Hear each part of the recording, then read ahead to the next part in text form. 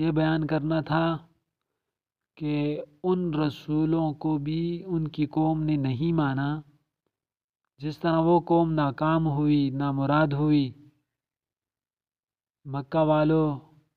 اور باقی دنیا والوں اگر آپ بھی میرے محبوب صلی اللہ علیہ وسلم کی بات نہیں مانو گے تو جس طرح وہ قوم ناکام ہوئی، نامراد ہوئی، وقت کے انبیاء کامیاب ہوئے،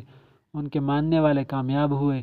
تو اس طرح یہاں بھی یہ معاملہ ہوگا۔ آج بھی وہ خدا حی قیوم جس طرح اس وقت تھے آج بھی موجود ہیں۔ دوسری بات، اللہ تبارک و تعالی نے اس صورت مبارکہ کے اندر توحید بیان کی، توحید کا عقیدہ بیان کیا، عقائد کے ذریعے، دلائل کے ذریعے اس بات کو واضح کیا۔ آپ دنیا کے کسی چیز کے اندر بھی غور کریں،